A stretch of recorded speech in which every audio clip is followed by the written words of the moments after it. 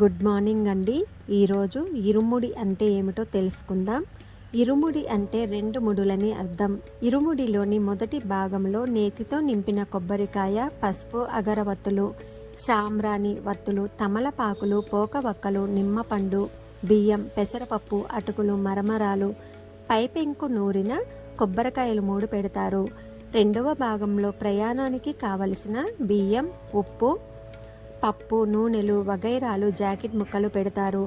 భక్తి, శ్రద్ధ అనే 2 భాగములు కలిగిన ఇరుముడిలో భక్తి అనే భాగమునందు కొబ్బరికాయ కలిగిన ముద్ర సంచిని ఉంచి, శ్రద్ధ అనే 2వ భాగంలో తాత్కాలికంగా ఉపయోగించే ద్రవములను పెడతారు. భక్తి, శ్రద్ధలు ఎక్కడైతే ఉంటాయో అక్కడే ఓంకారం ఉంటుందన్న నిజానికి నిదర్శనంగా ఇరుముడిని ఓంకారం అనే త్రాటితో బిగించి కడతారు. ముద్ర సంచిలో గురుస్వామి గారు 3 సార్లు బియ్యం వేయటం వలన యాత్రా సమయంలో 3 విధములైన విఘ్నములు అనగా ఆది దైవిక విఘ్నము, ఆది భౌతిక విఘ్నము, ఆధ్యాత్మిక విఘ్నములను అతిక్రమించవచ్చునని భక్తుల నమ్మకం.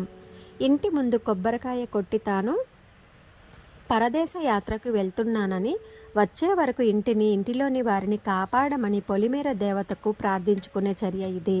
కొబ్బరికాయ పైన ఉండే 3 కన్నులు శివుని నేత్రాలుగా, కొబ్బరికాయ చుట్టూ ఉండే నిలువు చారలు విష్ణునామాలుగా కలిగి ఉండి, శివకేశవుల అంశతో పుట్టిన అయ్యప్పను కొబ్బరికాయలోని కొబ్బరిగా భావిస్తారు.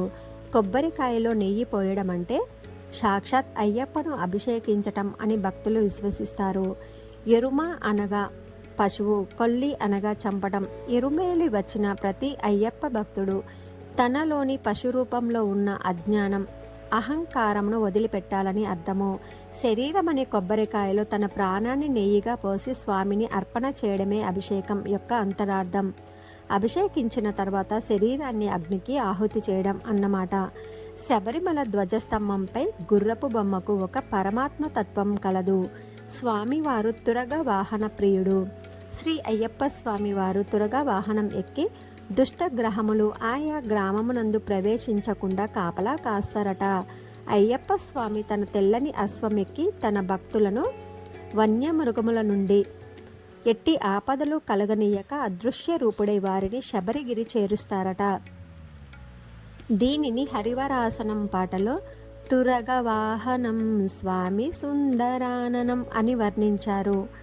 కంటెంట్ నచ్చితే మన ఛానల్ సబ్స్క్రైబ్ చేసుకొని వీడియోస్ అన్నీ లైక్ చేయండి. ఓం శ్రీ స్వామియే శరణం అయ్యప్ప.